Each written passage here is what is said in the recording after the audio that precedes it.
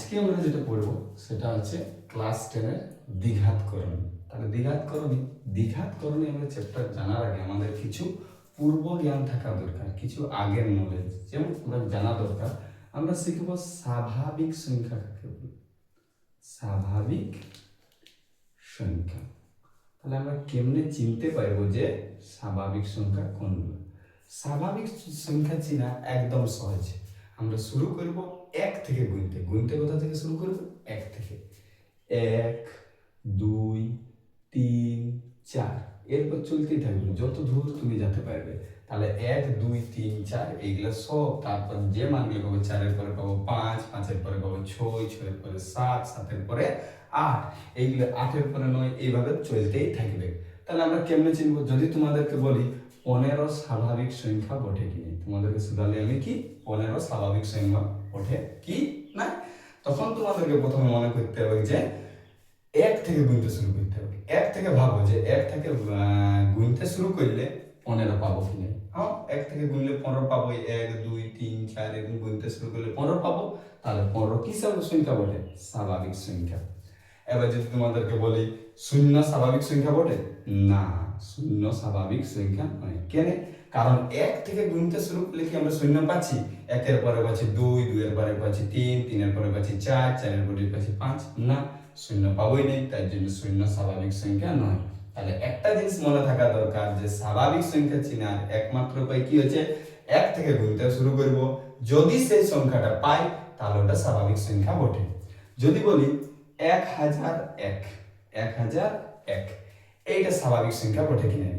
যদি আমরা এক থেকে গুনতে শুরু করি তাহলে 1001 কোনো না কোনো সময় পাবোই।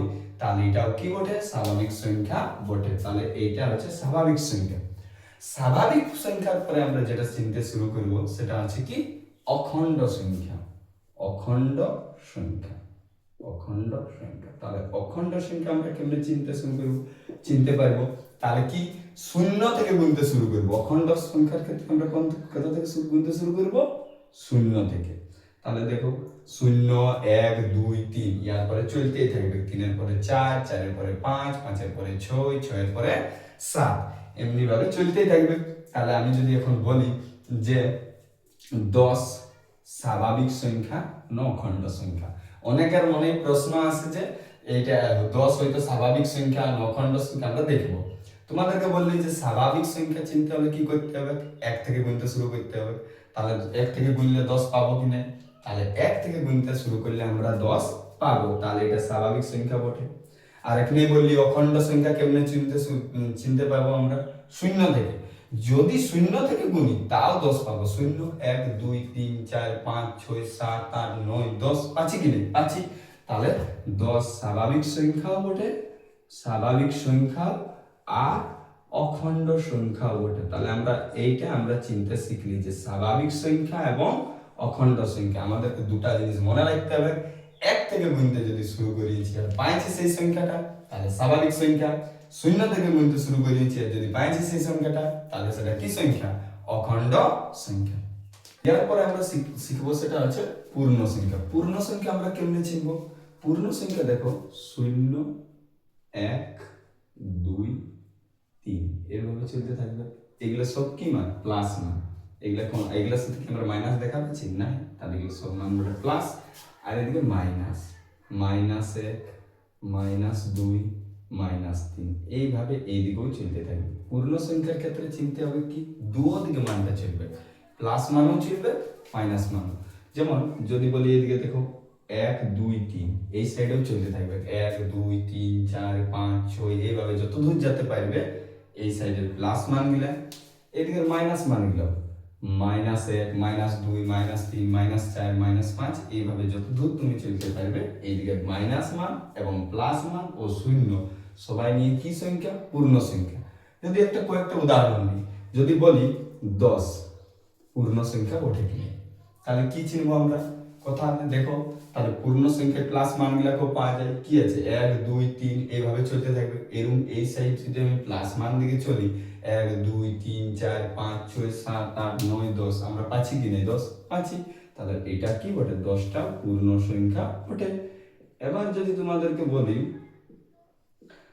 -3 পূর্ণ সংখ্যা বটে নয়, তখন আমরা মাইনাস দিক, আমরা এখানেই বললি যে পূর্ণ সংখ্যায় প্লাস মানগুলোও থাকবে মাইনাস মানগুলোও থাকবে। তাহলে মাইনাস একলে যদি আমি গুনি তাহলে -1 -2 -3 পাচ্ছি কি না, তাহলে মাইনাস মানটাও আমরা পাচ্ছি। তাহলে এটা কি সংখ্যা, পূর্ণ সংখ্যা। তাহলে পূর্ণ সংখ্যা আমাদেরকে মনে রাখার একটাই উপায় যে আমরা মনে রাখবো 1 2 3 4 5 6 7 8, এদিকে প্লাস গিলা মাঝে শূন্য, তারপরে এদিকে -1 -2 -3 -4 -5, এদিকে মাইনাস মানগুলা এইভাবে চলতে থাকবে, এদিকে প্লাসও চলতে থাকবে এদিকে মাইনাসও চলতে থাকবে।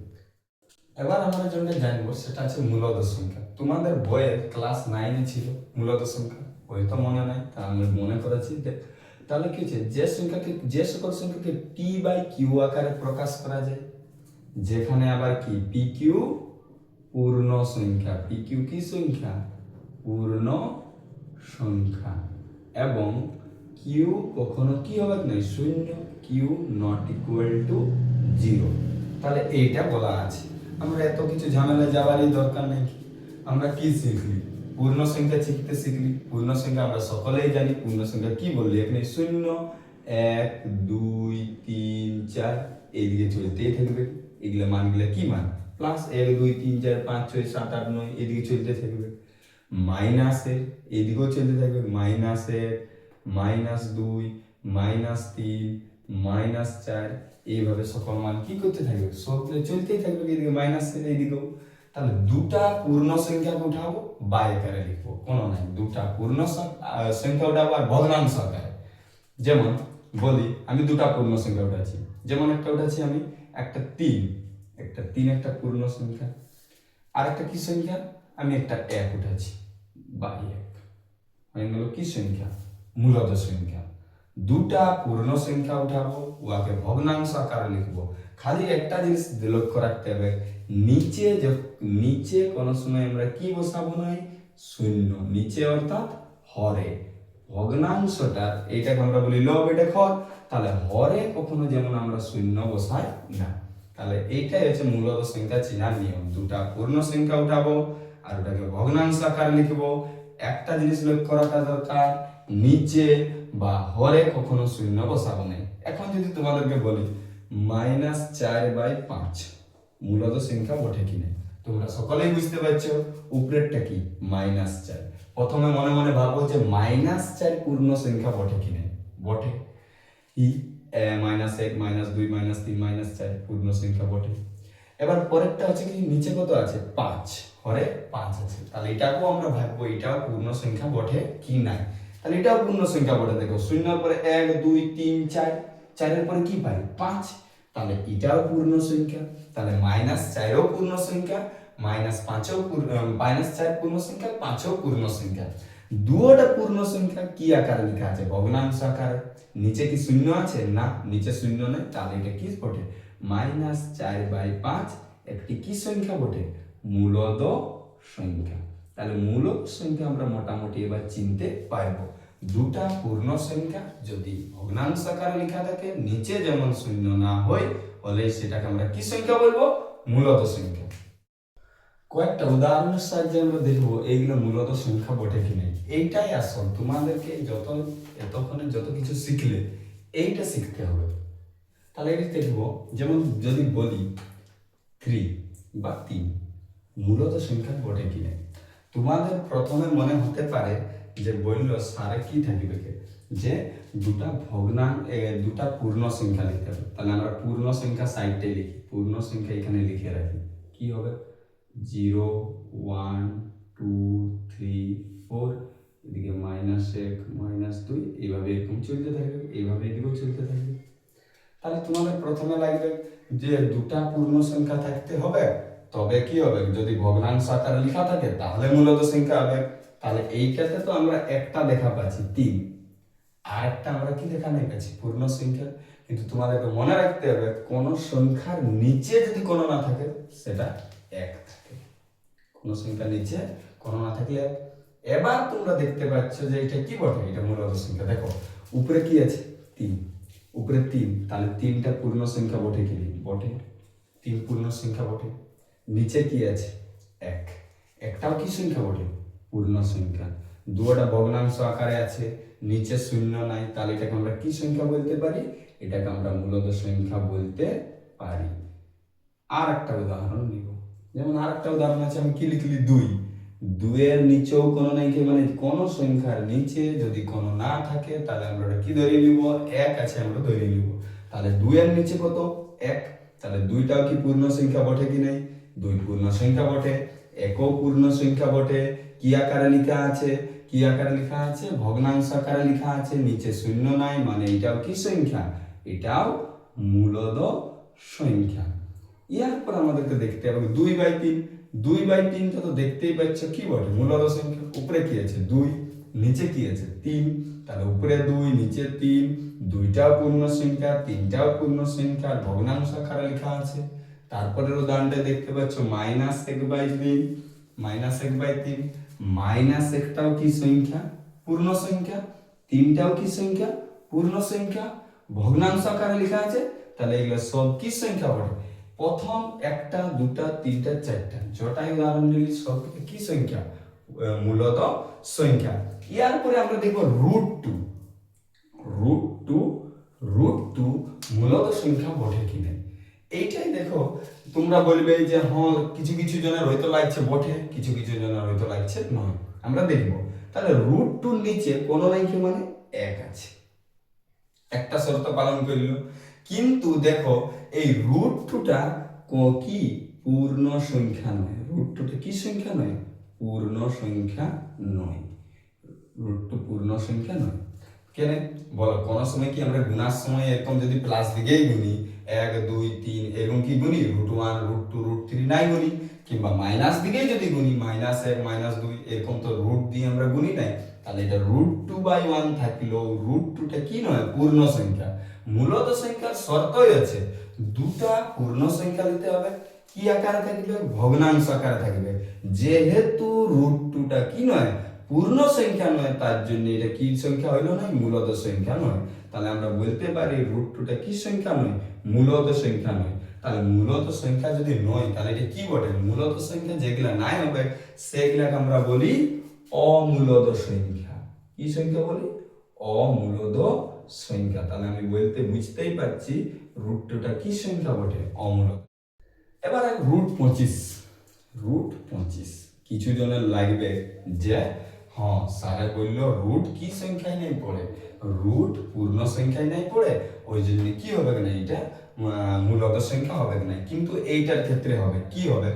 রুট দেখলে প্রথমে কেউ ডিসাইড করবে না যে ওটা মূলদ সংখ্যা বটে না নাই। কি করবে? আগে রুটটাকে ভাঙবো। দেখ রুটের ভিতরে কি আছে? 25। 25টাকে ভাঙবো, তাহলে 5 5 25। তাহলে এইটাকে লিখতে পারি আমি 25টা কি লিখবো? 5 গুণিত 5। সব সময় মনে রাখবে রুটের ভিতরে জোড়ার বদল একটা বাইরে হবে। জোড়া কত সংখ্যা? 5 5 দুটা জোড়া আছে, জোড়া সংখ্যা একটা। তাহলে 5 গুণিত 5, দুটা 5-এর বদল একটা 5 বাইরে হবে। এইটাই হচ্ছে রুটের নিয়ম। আরো যদি আমি রুট ভাঙতে শিখি, তোমরা জানো যদিও, তা মনে করে নিচ্ছি √36। চলো এক ভাঙা যাক। তাহলে ভাঙলে কি হবে? 36কে 2 18 36, 2 9 18, 3 3 9। তাহলে 36-এর বদলে আমি কি লিখতে পারি? 2 গুণিত 2 গুণিত 3 গুণিত 3। তাহলে 2 গুণিত 2 গুণিত 3 গুণিত 3। তাহলে কি হবে? দুটার বদল একটা বাইরে হবে। দুটা 2-এর বদল একটা 2, আর দুটা 3-এর বদল একটা 3। 2 3 6। তাহলে দেখো এইটাই রুট গিলা আদৌ প্রথমে চেহারাটায় যদি আমি দেখি রুট আছে, কিন্তু পরে যদি আমি রুটটাকে ভাঙতে যাই তাহলে রুটটা থাকছে না। তার জন্য এইটা কি সংখ্যা? √25টা আসলে কত বটে? 5। √25টা 5, আর 5-এর নিচে কোনো নাই মানে 1। তাহলে এটাও আমাদের কি সংখ্যা হইল? মূলদ সংখ্যা। কিন্তু সবসময় মনে রাখবে রুট থাকলে প্রথমে আমরা কেউ ডিসাইড করবো না যে মূলদ সংখ্যা বটে না নাই। দেখবো যদি রুটটা ভাঙাই নিয়ে রুটটা হাঁটলো তাহলে মূলদ সংখ্যা। যদি রুটটা না হাঁটিনি রুটটা থাকলোই তাহলে কি সংখ্যা? অমূলদ সংখ্যা। আরেকটা উদাহরণ আছে আমাদের 1.2। তাহলে 1.2 এটা আমরা জানি দশমিক চারটা দিলে নিচে কত বসবে? 10। তাহলে 10 বসবে। তাহলে 12/10, 12টাও পূর্ণ সংখ্যা এবং 10টাও পূর্ণ সংখ্যা। তাহলে কি দুটা পূর্ণ সংখ্যা ভগ্নাংশ আকারে লেখা আছে, তাহলে এটা কি হবে? কে এটা মূলত সংখ্যা। আমরা আশা করি এত দূরে মূলত সংখ্যা বুঝতে পারলি। এরপর আমরা কি শিখলি? মূলত চিনতে শিখলি, অমূলত। যদি এখন বলি √2, সবাই বলতে পারবে এটা কি সংখ্যা? অমূলত। নিচে দিয়েও এক থাকে, কিন্তু এই রুটটা কি হাঁটা যাবে না। দুটা 2 যদি এরকম থাকতো ভিতরে 2 গুণিত 2, তাহলে একটা 2 বাইরে আসতো, তাহলে রুটটা হাঁটা যেত, তাহলে বলতে হ্যাঁ এটা কি বটে? মূলত সংখ্যা। কিন্তু এই √2টা কি হাঁটা যাচ্ছে না, রুটটা হাঁটা যাচ্ছে না। আর রুট না হাঁটলে কি হবে না? পূর্ণ সংখ্যা হবে না। আর পূর্ণ সংখ্যা ভগ্নাংশ আকারে থাকবে, তবে মূলত সংখ্যা হবে। তাহলে এটা কি নয়? মূলত সংখ্যা নয়। তাহলে মূলত সংখ্যা না থাকলে আমরা ওটা কি বলি? অমূলত সংখ্যা। অমূলত সংখ্যা। তাহলে স্যার এখন অনেকজনের মাথায় প্রশ্ন আসবে যে করণী চ্যাপ্টার পড়তে যাচ্ছি আর আমরা কি শিখতে হইলো? মূলত সংখ্যা কেন শিখতে হয়েছে একটু করে দেখো। এবার যদি বলি √25, ইয়ার নিচে কোনো নিচে নাই মানে 1। আর এখানেই আমরা দেখলি √25 কে যদি আমরা ভাঙি, 25 কে 5 5 25, দুটা 5 পাবো। তাহলে দুটা 5 পালে কি পাবো? 5 গুণিত 5, নিচে 1। তাহলে দুটা 5-এর বদল কি বাইরে হবে? একটা 5 জোড়ায়, দুটা 5-এর বদল একটা 5, তাহলে 5 বাইরে এলো, নিচে 1। তাহলে কি হলো? এটা 5/1। আর সবাই জানে এটা কি বটে? 5ও কি সংখ্যা বটে? পূর্ণ সংখ্যা। 1ও কি সংখ্যা বটে? পূর্ণ সংখ্যা। তাহলে পূর্ণ সংখ্যা ভগ্নাংশ আকারে আছে, মানে এটা কি সংখ্যা? মূলত সংখ্যা। তাহলে এইখন আমরা শিখবো আসল চ্যাপ্টারটা যেটা দরকার, করণী। তোমাদেরকে সবলে প্রথম মনে রাখতে হবে করণীগুলো সবাই অমূলত সংখ্যা। করণী কি বটে? করণীর আমরা একটু এখন চিনতে পারিনি। করণীগুলো সবাই কি বটে? অমূলত। তাহলে আমরা মোটামুটি এখন আমরা বুঝতে পারছি করণীগুলো কি বটে? অমূলত। তাহলে করণীগুলো সবাই কি হবে? অমূলত সংখ্যা। তাহলে এখন করণী চিনবো। তাহলে রুটের যত যাবতীয় জিনিস সব আমরা করণীর মধ্যে পাবো। যেমন আমি যদি বলি √2 করণী বটে কি নাই, আমরা এখন শিখবো। √25 করণী বটে কি নাই, √36, √8 আমরা শিখবো। এগুলার মধ্যে কোনগুলা করণী আর কোনগুলা নাই। যেগুলার এই রুটটা একদম পুরাপুরি হাঁটিয়ে যাবে সেইগুলাই করণী নয়। আর যদি রুট থাকলো তাহলে করণী। বলো 2 কে ভাঙতে গেলে কি ভাঙাবে? 2 ভাঙা যাবে কিনা? যদি কেউ কিছু লোকে বলবে স্যার 2 1 কে 2 ভাঙো, 2 1 কে 2 এই ভাঙলি, কোনো কি বাইরে আসছে? নাই। তাহলে রুটটা থাকলো, রুটের ভিতরে 2 1 কে 2 এই থাকলো।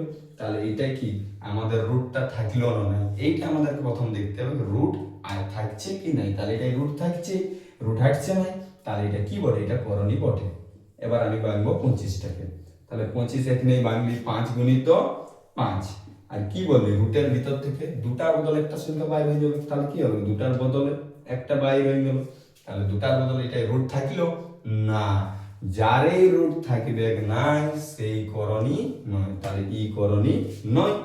এখন যদি আমি √8টাকে ভাঙি, যদি √8 আমরা ভাঙা যায় 2 4 8, 2 2 4। তাহলে √8 এর বদলে আমরা কি লিখতে পারি? 2 গুণিত 2 গুণিত 2। তাহলে 2 গুণিত 2 গুণিত 2। তাহলে এখন কি হবে? দুটার বদলে একটা বাইরে আসবে।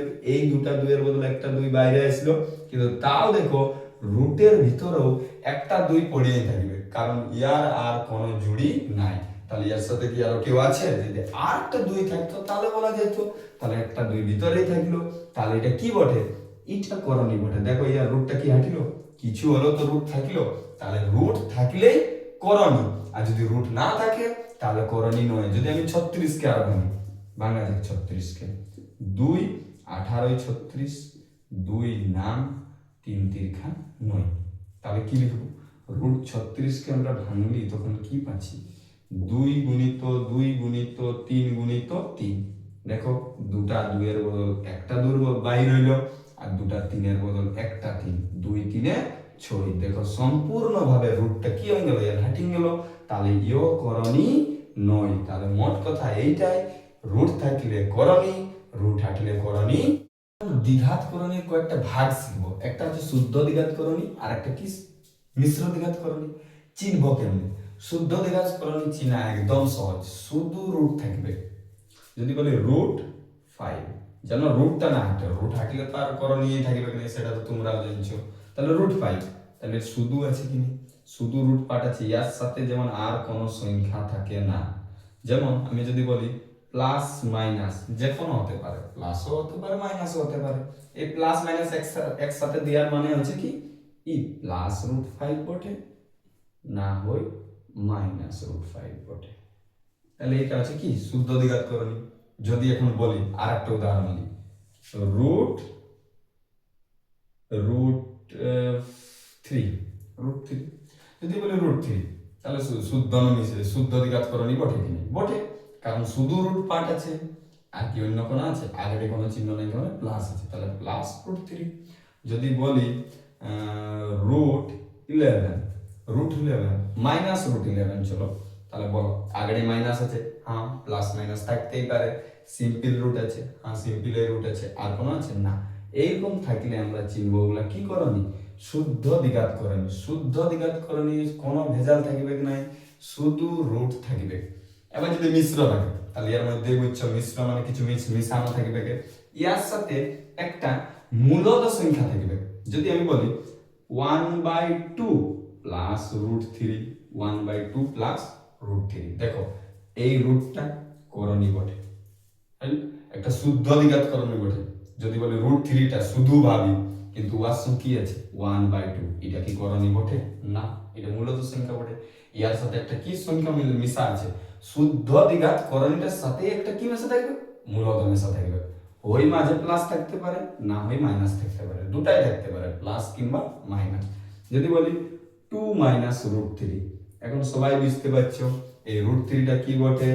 একটা শুদ্ধ দ্বিঘাত করণী বটে। ওয়ার সাথে মাইনাস এখানে কি আছে? 2, 2টা বুঝতে পারছো সবাই, 2 এর নিচে কোনো নাই মানে 1 আছে, তাহলে একটা কি আছে? মূলত সংখ্যার সাথে মাইনাস আকারে কি আছে? একটা শুদ্ধ দ্বিঘাত করণী। তাহলে মোট কথা এইটাই যে যদি শুদ্ধ থাকে তাহলে ওয়ার সাথে আর কেউ থাকবে কিনা, শুধু রুট পার্ট থাকবে, আর ইয়ার সাথে মিশ্রের সাথে কি থাকবে? একটা সংখ্যা থাকবে, মূলত সংখ্যা থাকবে, আগেটাই প্লাস মাইনাস আকারে, তারপরে প্লাস মাইনাস থাকবে। যদি বলি আরো যদি উদাহরণ বলি 6 প্লাস রুট 5, তাহলে এটাও কি বুঝতেই পারছো, এটা কি শুধু রুট পার্ট আছে? না, রুটের সাথে আরো কি আছে? 6 যোগ আকারে আছে। তাহলে এটা আমরা কি বুঝবো? এটা কি করণী? এটা হলো মিশ্র দ্বিঘাত করণী, মিশ্র দ্বিঘাত করণী। এরপর যদি বলি 2 প্লাস রুট 4, মিশ্র দ্বিঘাত করণী বটে না? তো অনেকেরই লাগবে বটে, হ্যাঁ স্যার একটা কি আছে, এটি রুট দিয়ে আছে, এটি একটা সংখ্যা প্লাস বা মাইনাস আকার, এদিকে প্লাস একটা সংখ্যাও আছে, তাহলে সবার লাগবে যে এটা কি মিশ্র দ্বিঘাত করণী বটে। কিন্তু তোদেরকে বলবো ভাই দেখ, রুট 4, রুট 4 এর রুটটা হাঁটবে কিনে ভাব, মনে মনে ভাব, রুট 4 মানে 2 ইন্টু 2, তাহলে আমি যদি এটি করি তাহলে দেখ 2 গুণিত 2 হবে, কে 2 গুণিত 2, এবার রুটটা তো বাইরে আসছে যাবে, দেখ দুটা 2 এর বদল একটা 2, তাহলে 2 2 যোগ করলে 4। এইটাও কিন্তু সতর্ক থাকতে হবে যে রুটটা যে জন রুটটা আছে সেটা যেমন না হাঁটে ভাই, বলে তো করণীয় নেই হবে, সেটা সবাই বুঝতে পারছি, সেই দিকেও আমাদের একটু নজর রাখতে। তাহলে আমরা দেখবো এটা রুট 8 আর রুট 32, প্রথম দিকে যদি আমরা দেখি তাহলে লাগবে কি দুটো অসদিশ করণী, কারণ রুট 8 বটে, এটা রুট 32, দুটো আলাদা আলাদা রুট আছে, সবার লাগবে এটা কি করণী? অসদিশ করণী। এইটাও রুট 12, রুট 28, দুটো কি লাগবে? এটা মিলছে না মানে অসদিশ করণী। কিন্তু সদিশ করণী আর অসদিশ করণী চেক করার সময় প্রথমেই যদি কোনো রুটকে ভাঙা যাবে তাহলে ভাঙতে হবে, না হলে চিহ্ন পাওয়া যাবে না যেটা সদিশ করণী বটে কি অসদিশ করণী বটে। আর আমরা রুট ভাঙতে জানি 8, রুট 8 কে আমরা ভাঙবো এখন কি দেখা, তাহলে 8 কে যদি আমরা ভাঙি তাহলে 2 4 এ 8, 2 2 এ 4, কটা 2 পাই? 3টা, তাহলে 3টা 2 লেখা যায়, 2 গুণিত 2 গুণিত 2। আর আমরা জানি দুটার বদলে একটা বাইরে আসবে, তাহলে এই দুটার বদলে একটা বাইরে এসে গেল, তাহলে ভিতরে একটা 2 প্লেন থাকলো, তাহলে 2 2 হইল এটা। এবার আমরা রুট 32 কেও ভাঙবো, রুট 32 কেও এবার আমরা যদি ভাঙি তাহলে 32 কে ভাঙা যায়, 2 16 32, 2 8 16, 2 4 8, 2 2 4, তাহলে কটা 2 পালি? 1 2 3 4 5, তাহলে 1 2 3 4 5, তাহলে আমরা কটা 2 পেলি? 5টা 2, দুটা 2 এর বদল একটা 2 বাইরে, এই দুটা 2 এর বদল একটা 2 বাইরে, আর একটা ভিতরেই থাকবে, ও বাইরে আসবে না। তাহলে কি পারি? 2 দুগুণে 4, আর এটা √2। তাহলে যদি লক্ষ্য করো, প্রথমে যদি আমরা দেখতে যাচ্ছি √8 আর √32, প্রথম থেকেই লাগতো মিলছে না, মানে অসদিশ করেনি। কিন্তু রুটটা ভাঙার পর দেখো এটা কি হলো? 2√2, এটা রুট পার্টটা কি? √2। আর এইটা √32 এর কি হলো? 4√2, ইয়ার রুট পার্টটা কি? √2। তাহলে দুটো রুট কি মিললো কি নাই? তাহলে মিললে কি হয়? মিললে কি হবে? সদিশ করণী। তাহলে আমি বলছি প্রথম থেকে আমরা ডিসাইড করতে যাব না যে ওটা কি বটে, সদিশ বটে কি অসদিশ।